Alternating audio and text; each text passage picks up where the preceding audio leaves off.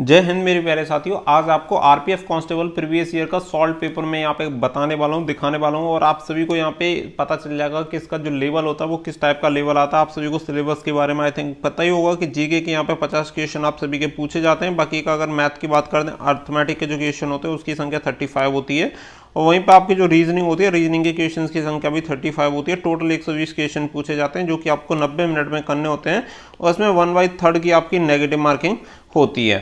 तो यहाँ पे पेपर का लेवल देख लेते हैं कि पेपर का लेवल कैसा आता है, जिससे कि आप सभी को अपनी तैयारी करने में काफ़ी हेल्प मिल जाएगी। तो पूरी वीडियो को अंत तक जरूर देखें ताकि आप सभी को एग्जैक्ट इसका जो सिलेबस और एग्जाम पैटर्न समझ में आए कि किस लेवल के क्वेश्चन यहाँ पे पूछे जाते हैं। वीडियो अच्छी लगे तो वीडियो को लाइक शेयर करके चैनल को सब्सक्राइब कर लें ताकि इन फ्यूचर आने वाली हर एक अपडेट रेगुलर आप सभी को सबसे पहले मिलती रहे।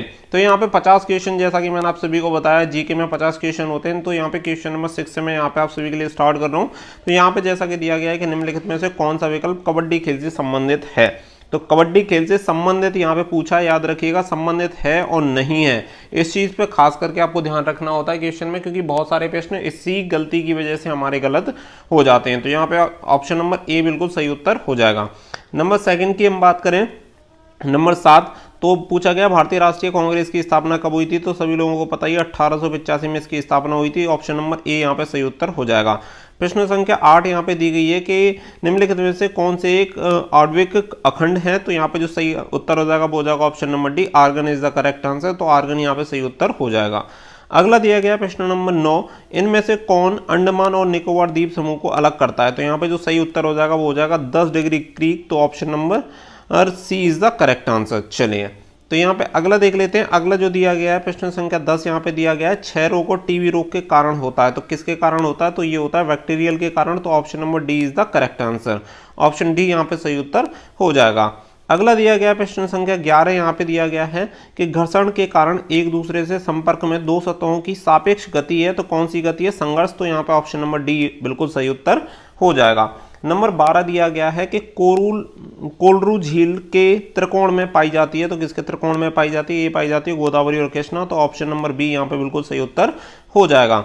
नंबर 13 दिया गया है कि लोकसभा में कितने एंग्लो इंडियन सदस्य मनोनीत किए जाते हैं। तो आप सभी को बताइए कि ऑप्शन नंबर 2 यहाँ पे बिल्कुल सही उत्तर हो जाएगा कि 2 एंग्लो इंडियन यहाँ पे मनोनीत किए जाते हैं। तो option number A is the correct answer. अगला दिया गया है प्रश्न संख्या 14 कि यदि किसी व्यक्ति को दोनों संसद भवन के लिए चुना जाता है और उस व्यक्ति को घर के वांछित हॉल के भीतर काम करने के बारे में सूचित किया जाना चाहिए। तो यहाँ पे जो सही उत्तर हो जाएगा वो हो जाएगा option number B is the correct answer, 10 दिन के अंदर। Option number B is the correct answer. प्रश्न संख्या 15 यहाँ पे दिया गया है। प्रश्न संख्या 15 यहाँ पे देखेंगे कि कोस्का के नाविक का आविष्कार किसने किया था। तो ये हो जाएगा Robert brown. Option number D is the correct answer. अगला दिया गया अशोक स्तंभ सिंह कहाँ है। तो ये आपका सारनाथ में स्थित है। Option number B is the correct answer, जो कि हमारा राष्ट्रीय चिन्ह है। अगला दिया गया है यहाँ पे कि निम्नलिखित में से कौन सा एक लकड़ी की लुगदी पर रासायनिक प्रतिक्रियाओं द्वारा बनाया जाता है। तो ये हो जाएगा rayon. Option number D is the correct answer. अगला दिया गया रियो पैरालंपिक 2016 में पहली भारतीय महिला पैरालंपिक पदक विजेता दीपा मलिक कौन से खेल की पदक विजेता हैं, यानी कौन से जो पदक था उन्होंने जीता था। तो यहाँ पे जो सही उत्तर हो जाएगा वो हो जाएगा रजत। Option number B is the correct answer.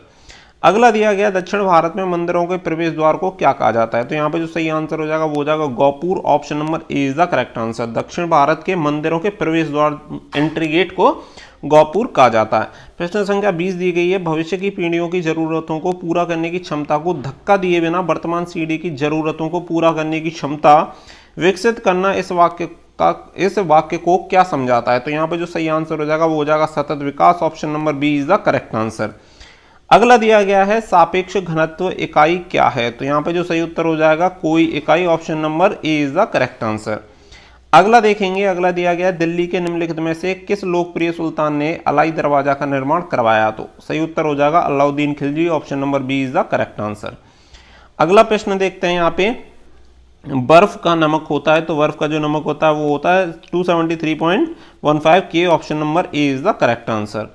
अगला देखेंगे 24 यहाँ पे दिया गया निम्नलिखित में से कौन सा दुनिया का सबसे बड़ा झरना है। तो दुनिया का सबसे बड़ा जो झरना है वो है Angel Falls. Option number D is the correct answer. अगला दिया गया है कि क्वेश्चन नंबर 25 सत्यमेव जयते शब्द किस उपनिषद में है। तो आप सभी को पता ही है मुंडो उपनिषद में ये स्थित है। तो option number A is the correct answer. अगला दिया गया 24, यहाँ पे देखेंगे ओलंपिक पदक विजेता सुशील कुमार किस खेल से जुड़े हुए हैं, तो आप सभी जानते हैं कुश्ती। Option number D is the correct answer. अगला प्रश्न यहाँ पे देखेंगे नर्मदा नदी किस स्थान से निकलती है, तो नर्मदा नदी जो निकलती है वो अमरकंटक मध्य प्रदेश से निकलती है, तो option number A is the correct answer. अगला देखेंगे निम्नलिखित में से कौन सा शहर लोहे और इस्पात की दुनिया की राजधानी के रूप में जाना जाता है, तो उत्तर हो जाएगा Petersburg. Option number A is the correct answer. Next दिया गया है भारत में किस नदी पर सबसे ऊंचा झरना पाया जाता है, तो सही उत्तर हो जाएगा Saraswati. Option number D is the correct answer. Number 30 दिया गया है मौलिक अधिकारों में समानता का अधिकार क्या है, तो समानता का अधिकार जो हो जाएगा कानून के समक्ष सभी लोग समान हैं। Option number B is the correct answer. Next दिया गया है महाबलीपुरम में प्रसिद्ध समुद्र तट का निर्माण किसने किया था, तो Narasimhavarman second is the correct answer. Next दिया गया है को धार्मिक स्वतंत्रता दी गई है, तो किसे धार्मिक स्वतंत्रता दी गई है, तो सभी भारतीय नागरिकों को धार्मिक स्वतंत्रता दी गई है। Option number C is the correct answer. Next दिया गया लाल मिट्टी का रंग लाल किसके कारण होता है, तो ये होता है आपका फेरिक ऑक्साइड के कारण, तो option number A is the correct answer. अगला दिया गया पहली सार्वभौमिक परिषद कब भरी गई थी, तो उत्तर हो जाएगा 1893। Option number D is the correct answer. Next दिया गया अर्थशास्त्र में वैकल्पिक अर्थक्रम का अर्थ क्या होता है, अर्थशास्त्र में वैकल्पिक कार्यक्रम का अर्थ क्या होता है, तो यहाँ पर जो सही उत्तर हो जाएगा वो हो जाएगा दीर्घकालिक योजना। Option number A is the correct answer. Next दिया गया 36 नर्तकी की कांस्य प्रतिमा किस विहार में पाई जाती है, तो यहाँ पर सही उत्तर हो जाएगा मोहनजोदड़ो। तो ये पूछा गया कि कौन सी साइट पे मिली थी, तो ये आपकी मोहनजोदड़ो यहाँ पे सही उत्तर हो जाएगा। Option number D is the correct answer. शुक्र अपने अक्ष से तक घूमता है, तो कहाँ से कहाँ तक घूमता है, पूर्व से पश्चिम। Option number C is the correct answer. Next दिया गया धर्मनिरपेक्ष राज्य का क्या अर्थ है, तो इसका सीधा सा मतलब हो जाएगा सुरक्षित, जिसमें किसी भी धर्म को ना माना जाता हो, यानी सब धर्म को समान माना जाता हो, और किसी मतलब एक जैसे कि कोई हिंदू राष्ट्र है कोई मुस्लिम राष्ट्र है, जिस कोई राष्ट्र का एक धर्म ना हो वो धर्मनिरपेक्ष कहलाता है। तो इसीलिए जो सही उत्तर हो जाएगा वो हो जाएगा सुरक्षित। Option number D is the correct answer. Next दिया गया भारतीय अर्थव्यवस्था में प्रयुक्त प्रणाली कौन सी है, तो मिश्रित अर्थव्यवस्था आप सभी को पता है, तो ऑप्शन नंबर डी सही उत्तर हो जाएगा। राज्य का राज्यपाल कौन है, तो राज्य का राज्यपाल हो जाएगा cabinet. Option number C is the correct answer. दुनिया का सर्वोच्च शिखर, तो दुनिया का सर्वोच्च शिखर आप सभी जानते हैं mount Everest. Option number D is the correct answer. अगला दिया गया है योग के प्रकारों में अर्ध पद्मासन की स्थिति क्या है, तो यहाँ पे हो जाएगा आधा लीली। Option number C is the correct answer. अगला देखेंगे यदि संसद अनुमोदन नहीं करती है तो अध्यादेश की अधिकतम अवधि क्या है, तो यहाँ पर सही उत्तर हो जाएगा 6 महीने 6 सप्ताह। Option number C is the correct answer. अगला दिया गया 44 वास्तुकला में पंचायत शैली शब्द से संबंधित है, तो किससे संबंधित है, मंदिर से। Option D is the correct answer.